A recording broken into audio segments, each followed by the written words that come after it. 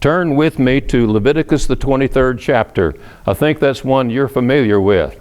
Leviticus chapter 23, where you have a list of the feasts of the Lord. And it says, we're going to begin in verse 5, says, on the 14th day of the first month, this translation says, I'm using the New King James today. I'm using it for a purpose, but nevertheless, I'll tell you in just a little while why. At twilight, it says in this translation, is the Lord's Passover. Now, the word twilight here is in the Hebrew ben harbim, and it means between the evenings. And I'll say up front, I'm not going to get into this in depth in this subject, but we've talked about it in the past, and you may recall that ben harbim, between the evenings, does not mean the beginning of the day. It refers to the latter part of the day.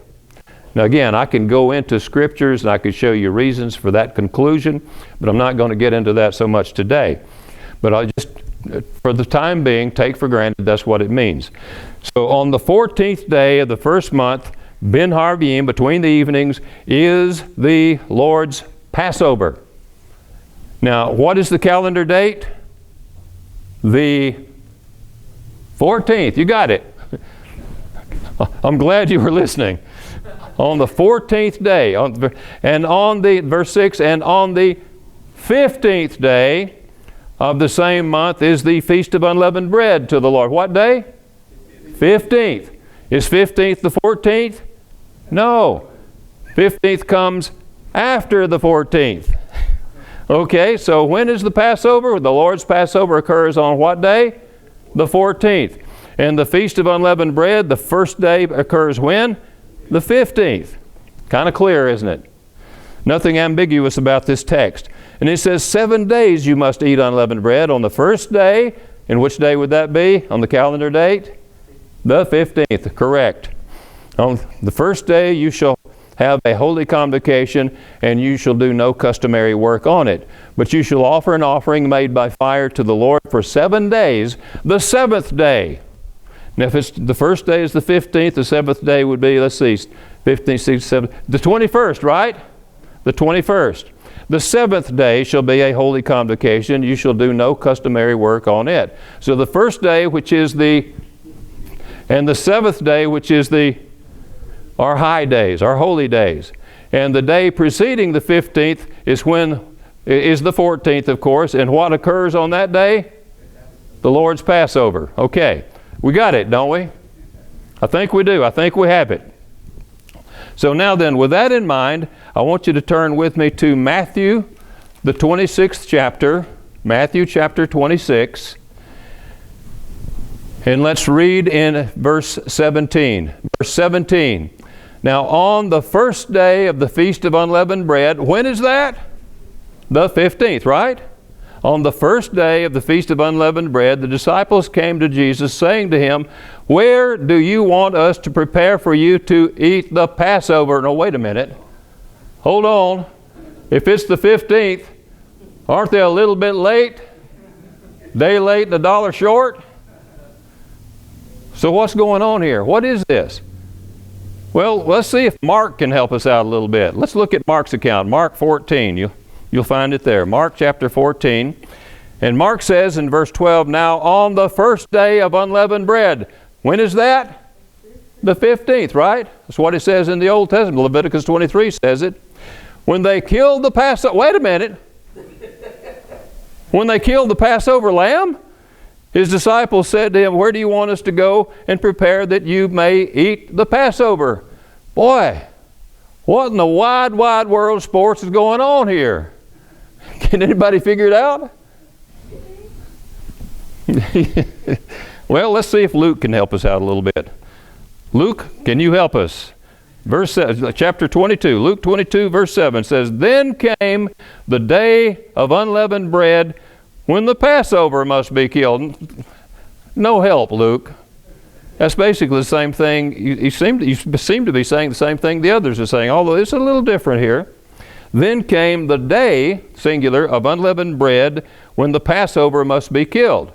Now, if you go back, again, back in the Leviticus 23, if you take that for what it says, on that first day, the day after the 14th, and on the 14th is when the Passover is killed, We can see that. I'll show you that in just a few moments. But on the day after that, that's when the Passover was killed. And then the 15th, that's when the meal, the night of the 15th, that's when the meal took place. But this, if you look at the way it's worded here in the Synoptic Gospels, it's kind of confusing. Can you see why some people get confused on this? It's a little confusing, isn't it? Well, just to show you, just to reiterate the point that the Passover is on the 14th, not the 15th, but the 14th. I want to read several scriptures. I have them listed already in this article, so I'll just read right out of it. Numbers 9, verses 2 and 3. Let the children of Israel keep the Passover at its appointed time. And here it is. On the 14th day of this month, that's the first month of the year, between the evenings, Ben Harbiim, you shall keep it at its appointed time. Numbers 9 and verse 5. And they kept the Passover. When did they do it? On the 14th day of the first month between the evenings, Ben Harbiim, in the wilderness of Sinai. So this is the second year after they came out of Egypt. Leviticus 23 verse 5, already we read that says on the 14th day, as we know, of the first month between the evenings is the Lord's Passover. Then Exodus 12 and verse 6, we get a little bit, this kind of tells us what it means by keeping the Lord's Passover. Exodus 12 verse 6 says, now you shall keep it, that's the Passover lamb, until the 14th day of the same month. Then the whole assembly of the congregation of Israel shall kill it between the evenings, Ben Harbiim. So what happens on the 14th day between the evenings? The killing, the sacrifice of the Passover. Now I'll mention this in passing. I don't know if I'll comment further on it later, but I'll mention this, at least for now, in passing. And that is that from the get-go, from the time that the wilderness, the first Passover in the wilderness, it was a sanctuary-centered sacrifice like all other sacrifices that God instituted in Israel. All of them were sanctuary-centered. There were no domestic sacrifices, meaning that people didn't go out outside their tents or their dwellings and just go out and offer an animal on their own altar out there someplace. They had to go to the tabernacle. It had to be presented there on that one altar. Everybody had to do that. It pertained to every sacrifice offered, and that was the place where God's name was placed. It was at the tabernacle. Some people later would say, well, it's any place in Jerusalem. No, it's at the tabernacle, or later the temple. That's where God's name was placed. That's where the Shekinah glory was. And that's where the sacrifices were all offered, including the Passover sacrifice. This article goes into that. And we've talked about it here in the past, of course. So now then, though, back to Luke here. Luke, as I said, doesn't give us a whole lot of help. He seems to, he might suggest something maybe a little different from the others, maybe not. But we do see a clue here in Luke's Gospel in the first verse of chapter 22. He says, now the feast of unleavened bread drew near, which is called the Passover. There's a clue. There's a clue. The feast of unleavened bread drew near, which is called the Passover. Leviticus 23 doesn't say anything like that, does it? No, it doesn't. Throughout the Old Testament, you see the Passover and the feast of unleavened bread. The Passover over and over and over again on the 14th between the evenings. And that's when the sacrifice occurred. The feast of unleavened bread on the 15th. Always on the 15th, the first day of the Feast of Unleavened Bread. The 21st is the seventh day. So here, though, in Luke's Gospel, it says the Feast of Unleavened Bread drew near, and he tells us it's also called the Passover. So what do we have going on? It's simple etymology. Simple etymology. That's the study of the evolution of terms and phrases and languages. As time goes on, the terms that we use, the phrases we use, they change, don't they? We've seen things change in our lifetimes. And you go back, you can go back to the old King James version of the Bible and look at that old English, and boy, has the language changed. And certain terms had one meaning then, have a very different meaning now. And so after a while, things change. Language changes. And the terminology we use changes. This is evolution of words. and the changes in word meaning. These things happen over time. So Feast of Unleavened Bread and Passover are now used interchangeably. By the New Testament period, those terms are used interchangeably because it was commonly recognized that the two were very closely connected. You just read the story, Exodus 12, you can't miss that. So the two were connected, and these terms are now used interchangeably. So when you read about the first day of Feast of Unleavened Bread, we'll throw in something else here in just a little bit. It's not necessarily talking about the 15th. It could include the 14th when the Passover sacrifice was offered. Could it not? Does that make sense? It makes perfectly good sense since these terms were now used interchangeably at least in large measure. Now, the same is true today, that these terms in the Jewish community are still used interchangeably. But this generates a lot of confusion, I get to the question every year. I received it this year already and have answered it, but at least one person will write in or call and ask, said, I'm confused. It says, here on you guys, the Holy Day calendar you publish, you're having Passover one day and then the Jews have it on the next day. What's going on there? I'm just confused over that. Well, those people are not the only, a lot of times they're church members. This most recent one was from a church member. And the church member's not the only one to get confused over that. Some Jews get confused over it when they read in the Bible that the Passover is on the 14th. This is from a website called Chabad.org. It's spelled C-H-A-B-A, like it's Shabbat, it's Chabad, at gutturals, Chabad.org. And the question here is, why is Passover on Nisan 15, not Nisan 14? This is a Jewish publication. And this is an article written by Yehuda Sherpin. Does that sound like an Irish name? No, I think that's a Jewish name for sure. So this is a Jewish publication. Says the person writes in and explains he's of Jewish ancestry, but of course he's not been an observant Jew, but now he's becoming an observant Jew. He wants to get back to his roots, and he's going to, for the first time, to have, or at least he's going to have this year, a bona fide Seder for his family. And so he started reading the Tanakh, and he runs into a problem there. He says, I'm confused, however, regarding when to celebrate.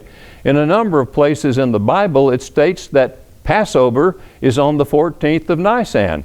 Yet the Jewish calendar shows Passover starting the following night, which is already the 15th of Nisan. How come? How come, he says. Now, before I get into the answer, I'll just mention this, that some time back I had someone who was communicating with me on this subject, and he's telling me how sad it is that, and this is someone advocating the early 14th Passover and claiming that the Passover was one feast, the Feast of Unleavened Bread is something else. Passover remembers that night of terror in Egypt, and it's supposed to be a somber time when people remember that horrible time, the horrible cries of Egypt when the firstborn were being slain all across the land.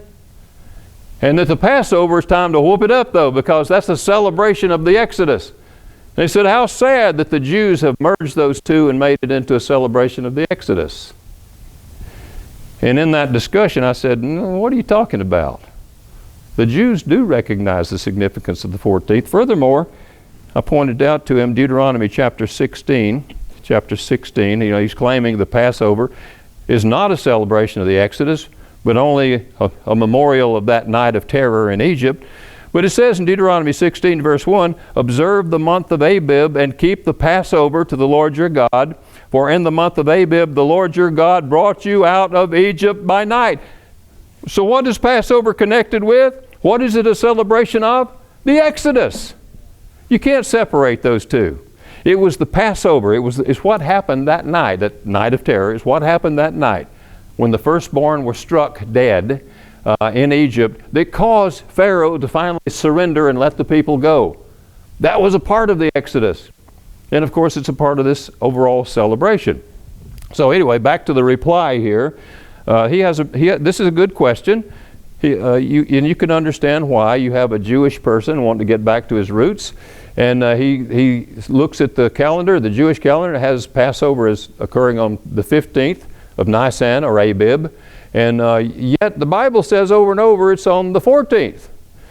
So the reply is this. In response to your question, you're correct that the Torah refers to Passover on the 14th, but it also refers to the festival of Matzah, or in other words, a feast of unleavened bread, on the 15th. So they know that. There's no question about that. And he's going to give a very good explanation here as to why all that is and how they approach it.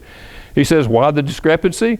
Let's examine these verses from Leviticus 23. And then I'll just read their translation. It's a little different from the one I read a little while ago. It says, in the first month, on the 14th of the month, in the afternoon, the Passover is the Passover to the Lord. And on the 15th day of that month is the festival of matzahs to the Lord. You shall eat matzahs for a 7-day period, or unleavened bread. He says, so he goes on to say, so what is this Passover on the 14th? He says, it is not the festival of matzahs, since that only begins that evening, since the Jewish days begin at nightfall. Rather, it is the Passover offering, and he is right. Absolutely right. We read it for ourselves in the Bible, in Exodus 12. That is when the Passover was offered. And by the way, it was not just an animal that was killed. This is slaughtered out there someplace, as I said earlier. It was offered to God in sacrifice. Now, not in Egypt. Of course, Egypt was the original event. We're talking about later, when the tabernacle was erected and when the priesthood was put in place. So he says this was the offering, which was slaughtered on the 14th. On the 14th, they recognize that, and eaten that night, the 15th, together with matzah and the onset of the festival of matzahs. So yes, that is correct. And then he talks about the name change. As I mentioned, this is normal, typical etymology. He says, oddly, although the week-long celebration is consistently called the Festival of Matzahs in the Torah, it has come to be known as Pesach or Passover in common parlance and even in our liturgy. Yeah, that's but the point I want to make here is this is not just a modern thing. It's in the New Testament itself. It's in the New Testament. By that time, you already see the use of both terms to pertain to the Feast of Unleavened Bread. They both were kind of merged together in one sense. And then he goes into some question. Some part of this I'll skip over. He explains how that came about and so on. And then he talks about the long day, how they look at it, how they look on the 14th. The 14th they consider because in Leviticus 7 and verse 15 it says, and he gives a quotation here, and the flesh of his thanksgiving peace offering shall be eaten on the day it is offered. He shall not leave any of it over until morning. He uses that to establish a principle for the Passover. And since he goes on to say that if on a given day you're given a day to eat an offering, you make the offering and you're given a day to eat it, and it said nothing is to remain over till the morning. Well, that means you offer it evidently in the afternoon, and you eat it. You're still eating it that night. That means that night, even though technically it's a new calendar date, it's still considered to be an extension of that day.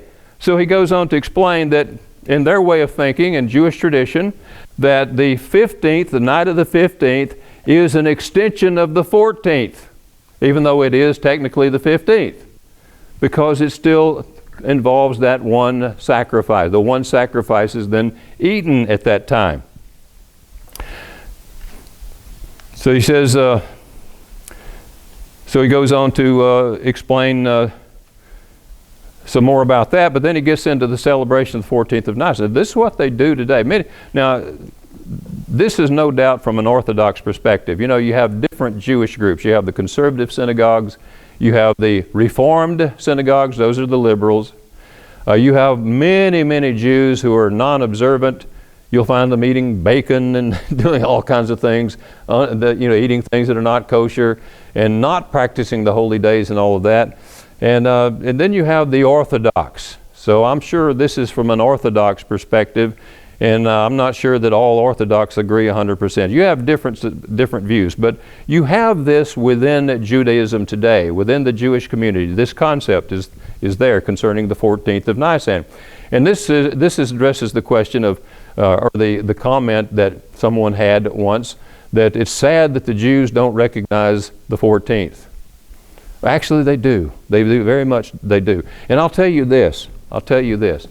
If a temple were rebuilt in Jerusalem, let's suppose that happens.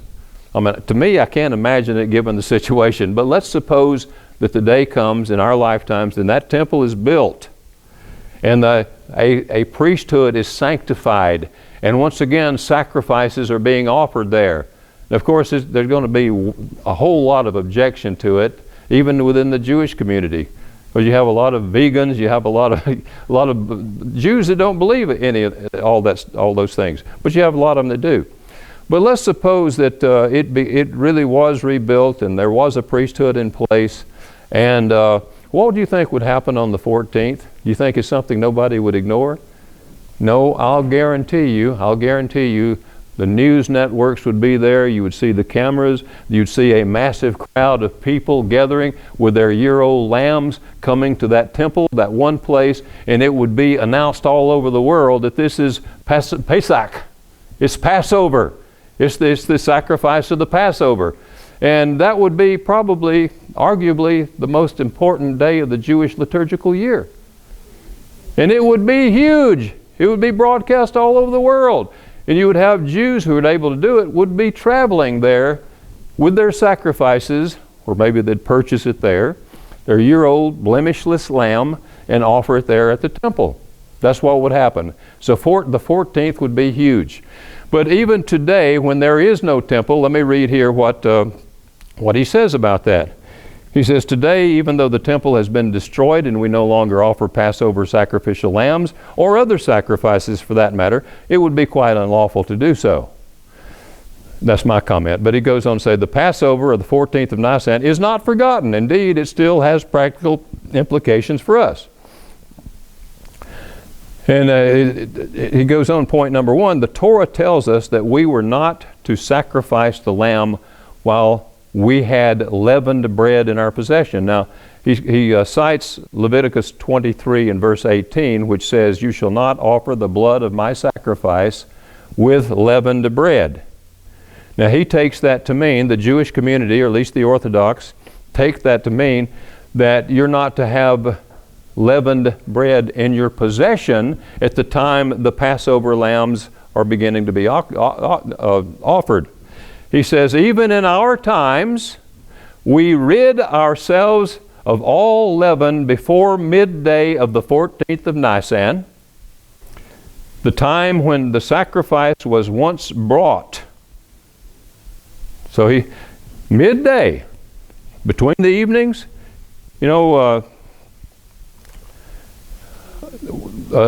what's his name? One of the Jewish authors.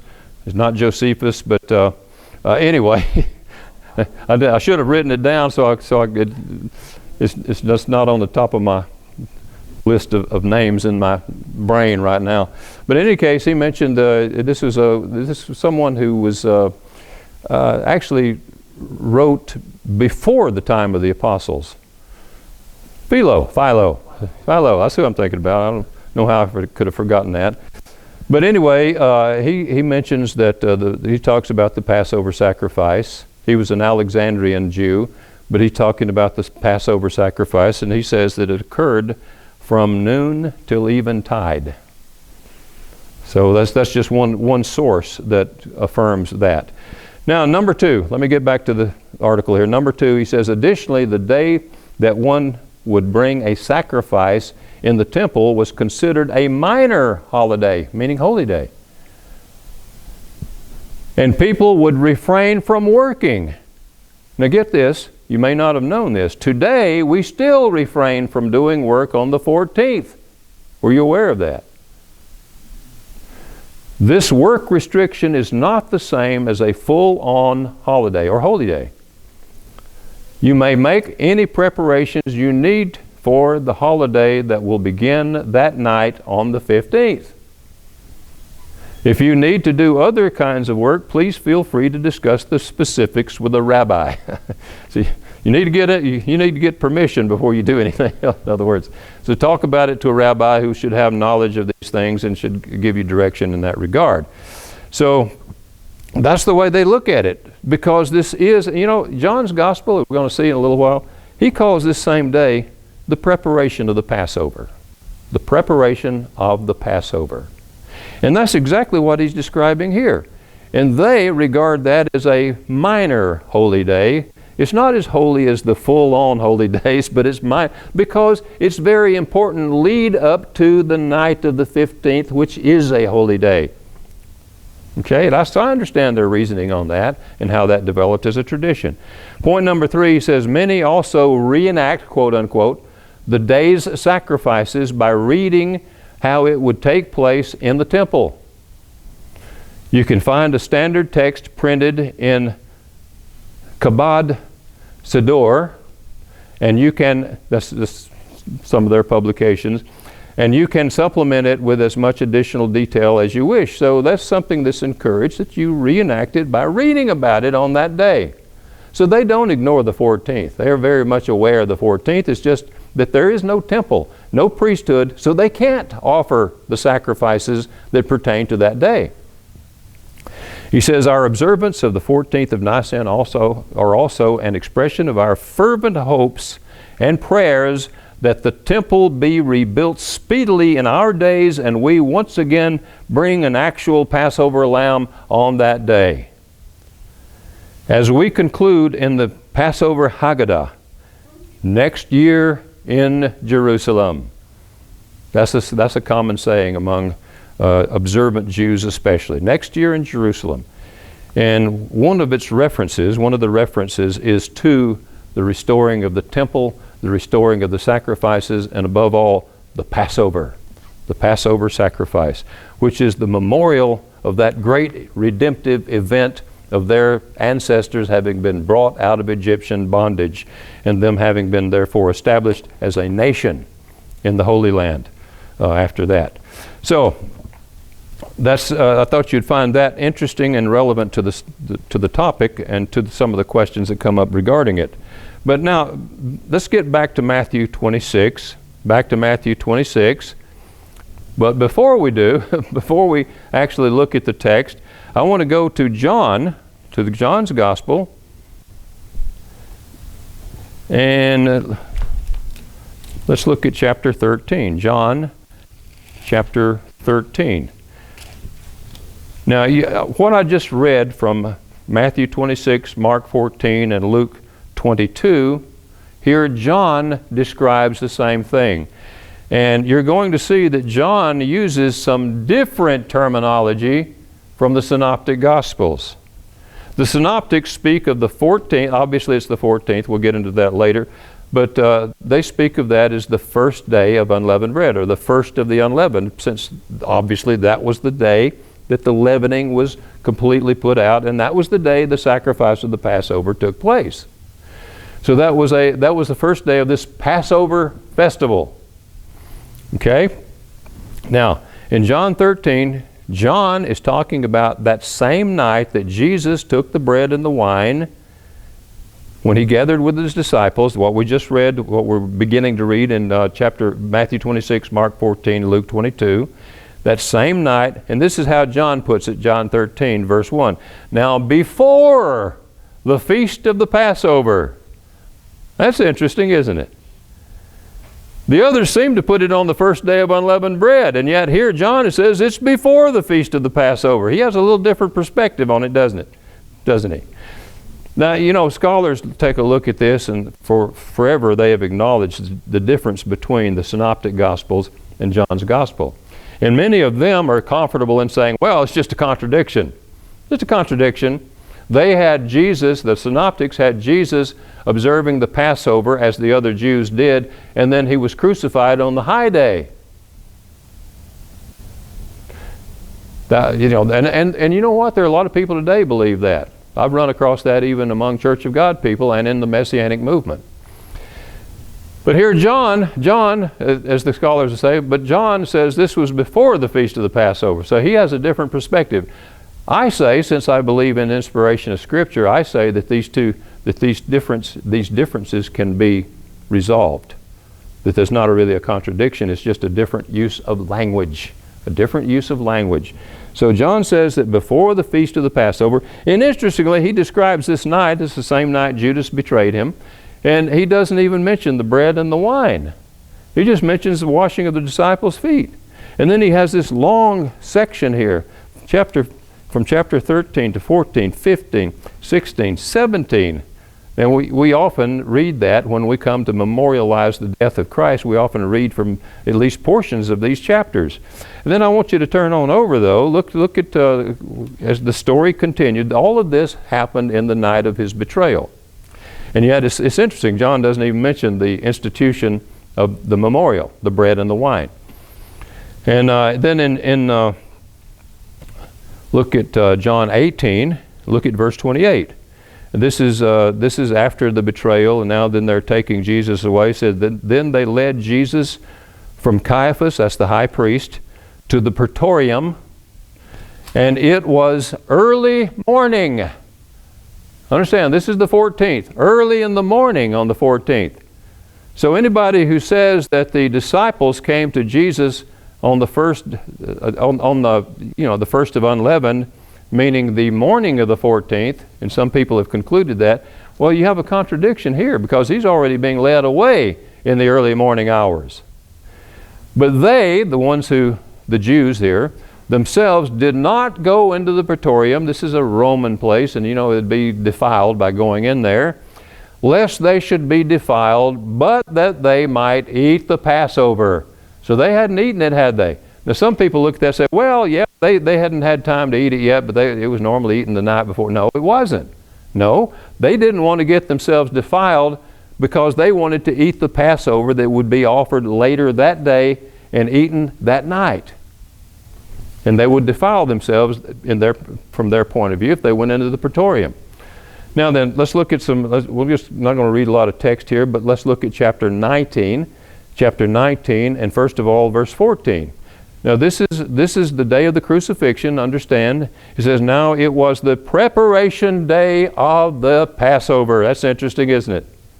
The preparation day of the Passover, and about the 6th hour, and he said to the Jews, behold, this Pilate said to the Jews, behold your king.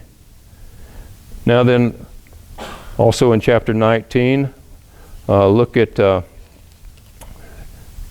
on down to verse 31. Therefore, because it was the preparation day, this is the 14th, the day of the crucifixion, it was the preparation day that the body should not remain on the cross on the Sabbath. Now some people say, see, it was a Friday. It was Friday. But he goes on, and parenthetically he says, for that Sabbath was a high day. Now some say, well, yeah, that weekly Sabbath was also a high day. No, what he means here is that he's explaining that was not your regular weekly Sabbath. It was a high day Sabbath, meaning an annual high day. So they wanted to it was the preparation day, the preparation of the Passover, and the bodies, they didn't want them to remain on the cross or on the stake, whatever you want to call it, because the high day would be coming on pretty soon, and they're not to remain on the stake on the high day. The Jews asked Pilate that their legs might be broken, that they might be taken away. In verse 42, so this is after Jesus was found to be dead already. His legs were not broken, so they took him down, and now then he was put in the tomb of Joseph of Arimathea. Verse 42 says, so there they laid Jesus because of the Jews' preparation day, for the tomb was nearby. Now the reason I use King James, some of these words are in italic, like preparation day. Day is in italics, meaning the preparation. And obviously it's talking about the preparation of the Passover. So this was the day, again, that the Passover lambs were killed. And it's interesting, isn't it, that Jesus dies at about the time the Passovers were normally being killed? Some people seem to want to think it's more important to place Jesus, to have the Last Supper, that he was actually eating the Passover lamb there, that's more important than his dying. at the time the Passovers were being offered. To me, that's significant because it's significant simply because we know that Christ, our Passover, has been sacrificed for us, and that He fills full. To say He fulfilled the Passover, He fills full the meaning of that offering. So how appropriate is it that His death would occur at the same time that those lambs would normally be being offered? Okay, so to me that all makes perfectly good sense. Now, as I said, we'd go back to Matthew 26. Let's go back and see if we can make heads or tails of some of these things, because they are confusing on the surface. If you don't have all that background information, now if I didn't have John's Gospel telling me a little bit more about, to give me some additional facts, and if I wasn't aware of etymology, I would think that that the disciples came to Jesus on the 14th, probably in the morning of the 14th, and they said, where should we prepare to keep the Passover? And then they went and made preparation, and probably later on in the afternoon they went to the temple with their sacrifices, and then that evening they got together. This would be the beginning of the 15th, and they had the Passover. I would think that's what Matthew was telling us, Mark and Luke. I would think that. But because you have John adding these details, I'm not thinking that anymore. Not thinking that. In fact, I don't believe they had a lamb that night. I don't believe this was an early statutory Passover. Why do I believe that? Number one, how could they have done it? How could they have had a lamb that night? Because the lambs were offered at the temple the next day. And according to the law, that's the only place they were to be offered. Do you think Jesus was offering a domestic sacrifice outside the temple someplace? I don't. Do you think He would do something that was unlawful? No, I don't. Or He had His disciples do that? I don't believe that He did. So I don't believe there was a lamb. I don't believe this was an early sacrifice. Furthermore, I don't believe that, I once believed that the temple authorities were probably accommodating to different points of view. Now I don't believe that anymore. They were not. Because things had to be done strictly. The Sanhedrin, the ruling body, were very strict, I would say, on how things were done, when things were done. For example, they're the ones who sent out the instructions on, or they made the determination when the new moon was, when the first of the month was. And there was a time anciently when the way they would send that information out to the diaspora, they didn't pull out their cell phones and give them a call. They didn't get on the walkie-talkies or anything like that. They didn't have anything like that. How in the world could the rabbinic authorities in Jerusalem get information to Jews in Babylon? How did that happen? Well, it had a very simple system. They had designated mountaintops in these different locations, from Jerusalem to Babylon, for example, designated mountaintops. And what would happen in Jerusalem from the designated mountaintop, the Jews in these other designated mountaintops would know right where to look. They'd build a big fire, and they'd see the fire and the smoke going up from it, and that was the key, that was the signal that it's the new moon. And the Jerusalem authorities would determine that.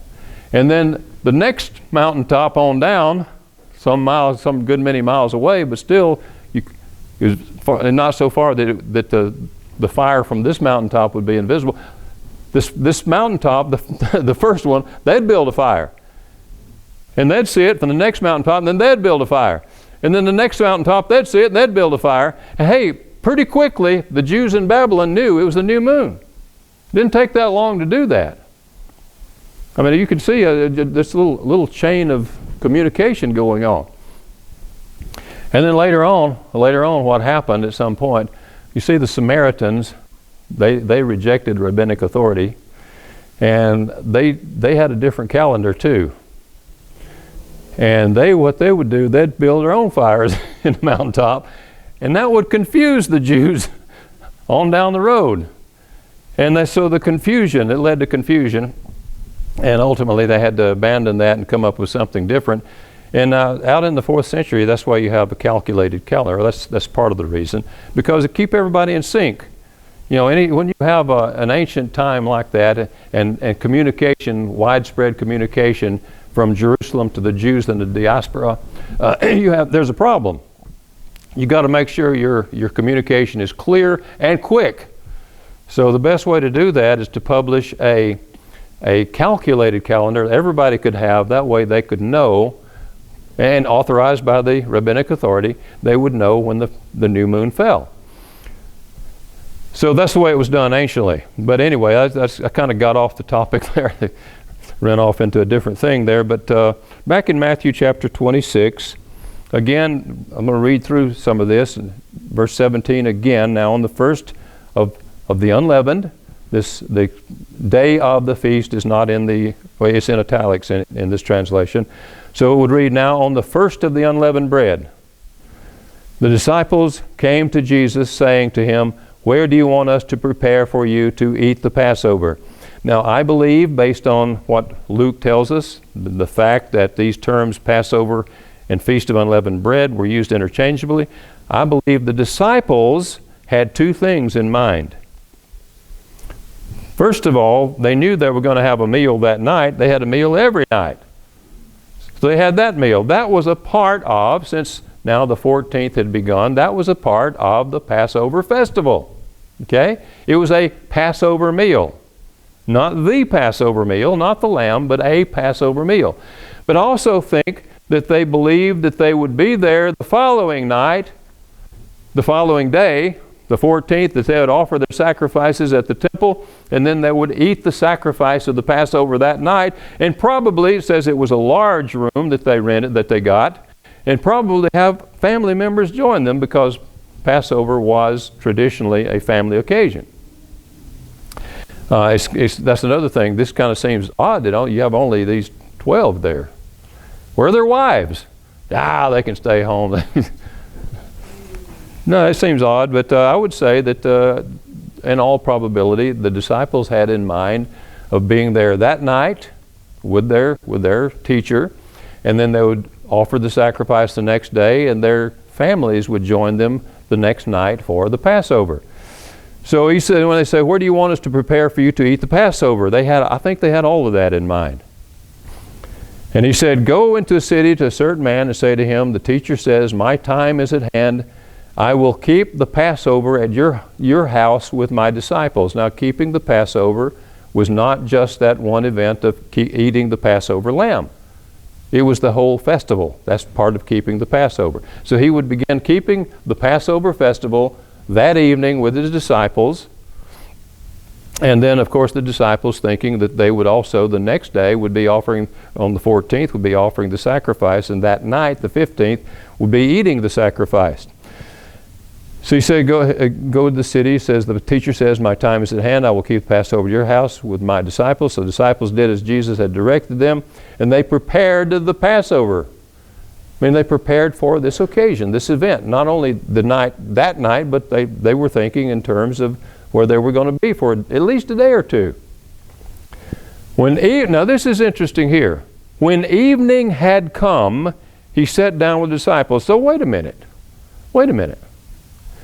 It says now, back in verse 17, on the first of the unleavened, the first day of the Feast of Unleavened Bread, we understand that now to be the 14th, don't we? Yet it says when evening had come. How does that work? Sounds to me, here's my best shot at that. I think that when they actually came to Jesus and said, where do you want us to prepare for the Passover? I think it was so close to the 14th, late in the 13th, and close enough that they were comfortable in saying, now on the 14th, or on the first day of the Feast of Unleavened Bread. They were comfortable enough to say that because it was at hand. It was right there. It was about to begin. And then, so they went and prepared a place. Evidently, they got a meal ready, not a lamb. They didn't have time to go sacrifice a lamb. I mean, isn't that awfully late in the day to be talking about, if it's an early 14th Passover, to say, where the Passover is going in a couple hours. Well, it's going to be ready. It's going to be time for the Passover. Where do we want to go do it this time? a little bit late for asking a question like that. So no, they had these two things, I believe, in view. And then it tells us when the evening had come, so they had time for preparation. The evening had come, could mean when the evening had fully come. In other words, you go through the twilight period and then now you're in the darkness. He sat down with the 12. Now as they were eating, he said, "Assuredly I say to you, one of you will betray me." And he goes on to tell, it tells how he institutes the memorial of his death. Now in Mark, we'll look again at Mark 14. And it says in verse 12 again, "Now on the first day of unleavened bread, when they killed the Passover lamb," that's and true. You know, even though it is the first day of unleavened bread, or the 14th, not the 15th, but understand again the parlance, the use of language at this time, the beginning of the festival period. That is the day that they killed. It doesn't mean that they're going to kill it right then. A lot of people take, "Oh, you see, they were going to kill it right there as soon as the sun set." No.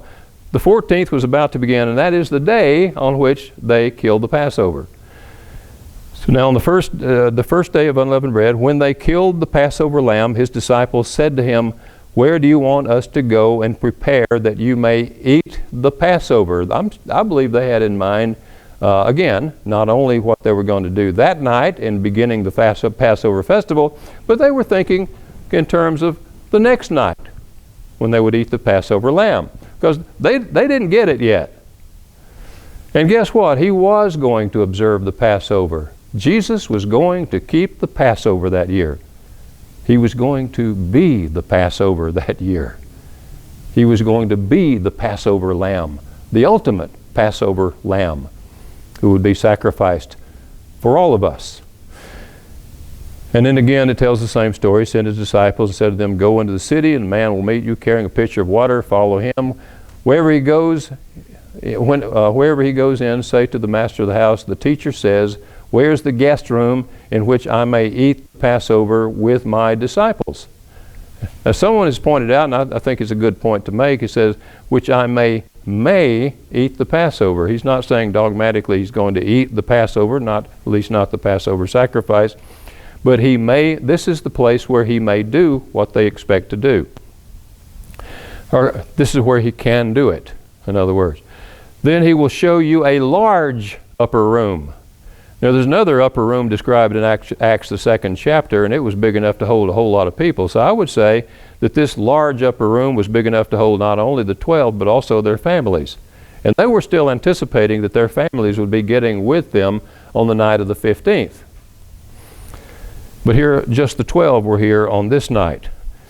They showed them a large upper room, furnished and prepared there, and there they made ready. And there again in verse 17 it says, "In the evening he came with the 12." So once again, in the evening.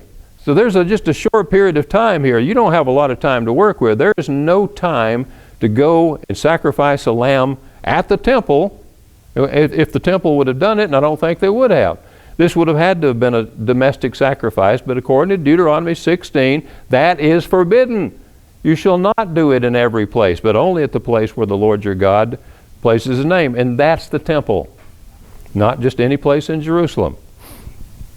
So in the evening he came with the 12, and he sat at eat, and Jesus, "Assuredly I say to you, one of you will betray me," and so on. The same story. And then finally, again in Luke chapter 22, and here he says something quite interesting. Again, verse 7, "Then came the day of unleavened bread, when the Passover must be killed. And he sent Peter and John, saying, 'Go and prepare the Passover that we may eat.' So they said to him, 'Where do you want us to prepare?' He said to them, 'Behold, when you have entered the city, a man will meet you carrying a pitcher of water. Follow him into the house which he enters. Then you shall say to the master of the house, the teacher says to you, where is the guest room where I may eat the Passover with my disciples?' Once again, that I may eat the Passover with my disciples. Then he will show you a large furnished upper room. There make ready." So they went and found it just as he had said. Let's get on down to the time when he comes. It says, verse 14, "When the hour had come, he sat down, and the 12 apostles with him. Then he said to them," now this is interesting, "with fervent desire, I have desired to eat this Passover with you before I suffer." Now, do you remember what happened that night later when he was in the garden praying? You remember something he said? Father, if it's possible, take this cup away from me. Did he want to get out of it if he possibly could? Did he want to put it off, say, can we wait till next year? He knew he had to do it. But he said, if possible, remove this from me. And could he be saying something similar to that here? Could he be saying, with fervent desire, I have desired to eat this Passover, meaning what's going to happen tomorrow night, with you before I suffer? In other words, I don't want to suffer. For I say to you, I will no longer eat of it until it is fulfilled in the kingdom of God. Could he be saying that I wanted, with fervent desire, I wanted to celebrate this Passover with you as we have done in the past, but it's not going to happen. I wanted to put it off another year, or 2 years, or whatever. I wanted to put it off. I wanted to do this before I have to suffer. But I'm telling you, I will not eat of it with you again until it is fulfilled, and drink the fruit of this vine until it's fulfilled in the kingdom of God. So I think that that's probably what he's saying here. That he's not going to have the Passover this year. Not the statutory Passover. But you know what? It does seem to suggest that in the kingdom of God he is going to have it again with his disciples. That's what he suggests right here. I believe that's what's going on. Now, there are different ways of approaching this. I realize it could be interpreted differently, but I think that is the explanation I just gave you is consistent with the language that is used in the Greek here.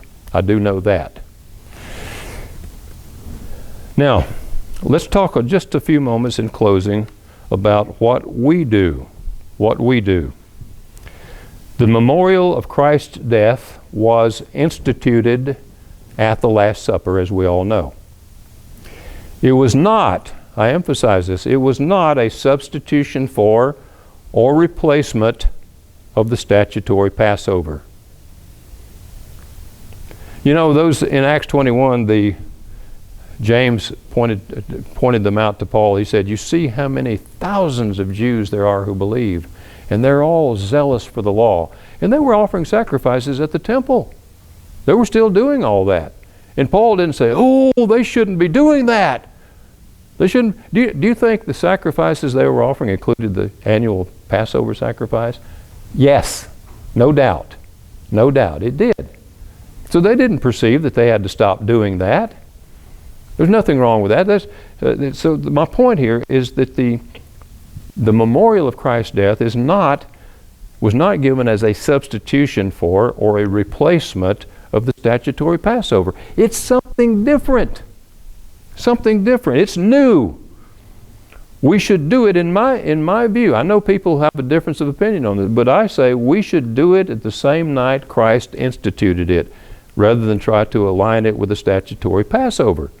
Because it is not the statutory Passover. It is not a replacement of the statutory Passover. It is a memorial newly instituted by Jesus Christ himself in the night of his betrayal. So I say we should do it the same night he did it. I think we're on safe grounds in doing that. I'm not going to condemn people who have a difference of opinion, but I think that's what we should do. Oh, and by the way, one thing I want to mention, I just learned about it yesterday. Somebody told me that someone was complaining about how we need to all be on the same page doctrinally, and they used an example of something one of our ministers said last year, I guess before Passover. He said that minister, and he's talking about me, he said that we should be keeping the Passover in the afternoon of the 14th. When have you ever heard me say that? I can tell you exactly how many times you've heard me say that. 0. I have never said that. I have always said that I think we should do it in the same night that Jesus instituted it. If you by Passover you mean the memorial of his death. And I don't have any problem calling it Passover or New Testament Passover, because after all we are looking to Christ our Passover who died for us. So I'm okay with calling it Passover. as long as we understand it is not the statutory Passover, which was a sacrificial offering that occurred on a particular day, namely the 14th, at a particular time of the day between the evenings.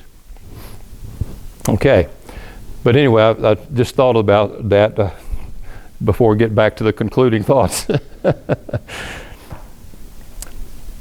So, again, we should do it, I believe, in the same night that Christ instituted, which was the beginning part of the 14th.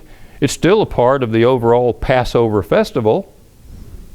So, again, I don't have any problem with the use of the word Passover in describing what we do. And but I don't think we should try to align it, again, as I said, with the statutory Passover.